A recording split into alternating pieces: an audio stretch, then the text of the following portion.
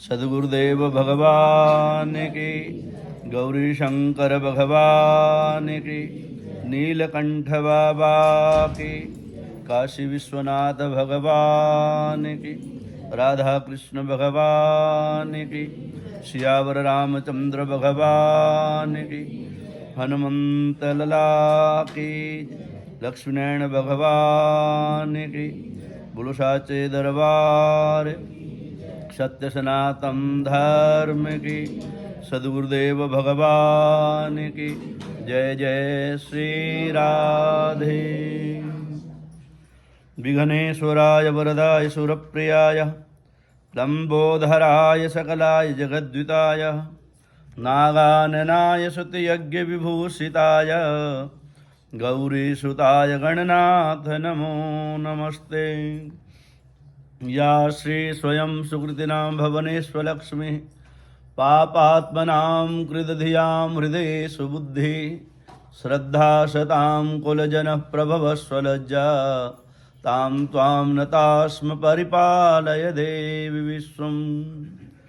वंशी विभूषितकरानवनीरधावात् पीताम्बरादरुणबिम्बफराधरोष्ठात् पूर्णेन्दुसुन्दरमुखादरबिन्दुनेत्रात् कृष्णात् परं किमपि तत्त्वमहं न जाने। सर्वमङ्गलमङ्गल्ये शिवे सर्वार्थसाधिके शरण्ये त्र्यम्बके गौरी नारायणी नमोऽस्तुते। रामाय रामभद्राय रामचन्द्राय वेदसे रघुनाथाय नाथाय सीताय पतये नमः। अतुलितबलधामं हेमशैलावदेहं दनुजमनकृशानुं ज्ञानिनामग्रगण्यं सकलगुणनिधानं वानराणामधीशं रघुपतिप्रियभक्तं वातजातं नमामि। वागर्थाविव सम्पृक्तौ वागर्थप्रतिपत्तये जगतः पितरौ वन्दे पार्वती परमेश्वरौ।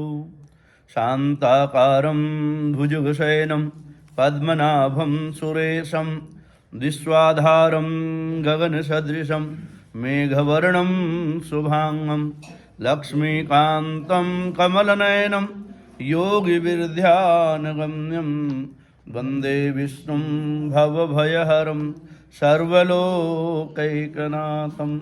गुरुर्ब्रह्मा गुरुर्विष्णु गुरुर्देवो महेश्वरः गुरुसाक्षात् परब्रह्म तस्मै श्री गुरुवे नमः। बोलो सद्गुरुदेव भगवान, बोलो कार्तिक महात्म्य की, बोलो कृष्णचंद्र भगवान की।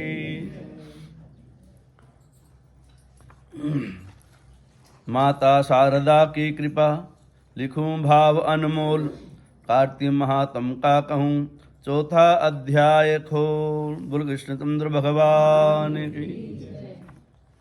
नारद जी बोले, ऐसा कहकर भगवान विष्णु ने मछली का रूप धारण किया और विंध्याचल पर्वत पर तप कर रहे महर्षि कश्यप की अंजलि में जा पहुँचे। महर्षि कश्यप ने दया करके उसे अपने कमंडल में रख लिया। जब उसमें बड़ा रूप धारण किया तो उन्होंने उस मछली को एक कुएं में डाल दिया। जब वह मछली कुएं में ना समा सकी तो उन्होंने उसे एक तालाब में फेंक दिया। जब वह मछली तालाब में भी न आ सकी तो उन्होंने समुद्र में डाल दिया। वह वहाँ पर भी बहुत बढ़ने लगी। फिर उस मत्स्य रूपी नारायण भगवान ने उस शंकासुर को मार डाला। उसके पश्चात शंख को हाथ में लेकर के बद्रीवन आ पहुँचे। बद्रीनारायण में आकर उन्होंने सब ऋषियों व महर्षियों को बुलाकर आज्ञा दी कि पानी में इधर उधर समुद्र में फैले हुए इधर उधर वेद मंत्रों ढूंढो और उन्हें शीघ्र ही निकालकर मेरे पास लाओ, जब तक मैं देवताओं के साथ श्री प्रयागराज में ठहरता हूँ। उसके बाद सब ऋषि महर्षियों ने मिलकर सभी बीजों के सहित वेद मंत्रों को ढूंढ निकाला।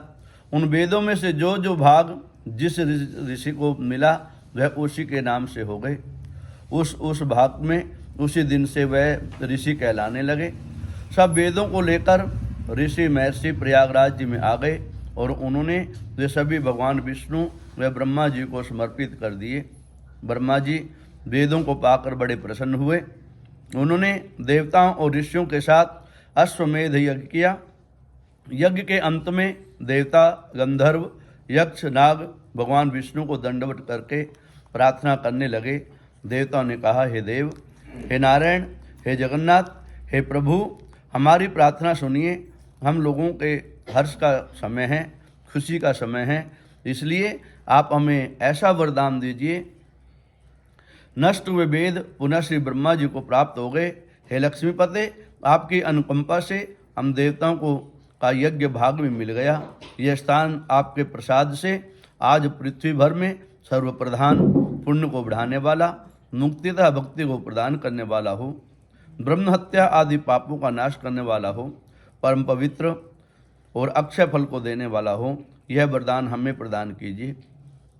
ऋषियों की बात सुनकर भगवान विष्णु जी ने कहा, जो कुछ आप लोगों ने कहा है वह मेरा ही ध्येय है। जैसा आप लोगों ने कहा, अब यह स्थान आज से ब्रह्म क्षेत्र के नाम से पुकारा जाएगा। इस स्थान पर गंगा जी व सूर्य पुत्री यमुना जी का संगम होगा।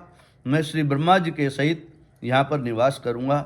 यहाँ पर किया हुआ जप, तप, दान महान फलदायक होता है। पहले जन्म में किए हुए पाप, ब्रह्म हत्या आदि भी इस तीर्थराज प्रयाग में स्नान करने से नष्ट हो जाएंगे। जो लोग अपने पिता आदि को यहाँ पर लाकर तर्पण, मार्जन आदि श्राद्ध करेंगे, उनके पिता व पितृ स्वरूप मेरा स्वरूप धारण करके मेरे यहाँ पर आ पहुँचेंगे। वह तीनों प्रकार की मुक्ति को प्राप्त करेंगे। मकर संक्रांति पर माघ महीने में प्रातःकाल यहाँ पर आकर स्नान करने वालों के दर्शन मात्र से ही सभी पाप नष्ट हो जाते हैं।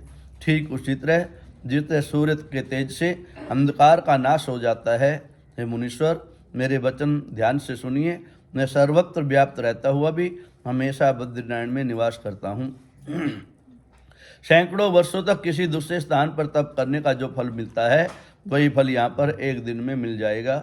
जो मनुष्य मेरे इस स्थान बद्रिकाश्रम का दर्शन करेंगे, वह जीवन मुक्त हो जाएंगे और उनके समस्त पाप नष्ट हो जाएंगे। सूर्य जी बोले। ऐसा कहकर भगवान विष्णु अंतर ध्यान हो गए और देवताओं गण भी अपने अंशों को वहाँ पर छोड़कर चले गए। जो मनुष्य इस कथा को श्रद्धापूर्वक सुनाते हैं, वह श्री प्रयागराज जी व बद्रिकाश्रम जाने का, स्नान करने का के समान फल को प्राप्त करते हैं। बोलो विष्णु भगवान कार्तिक महात्म्य की जय।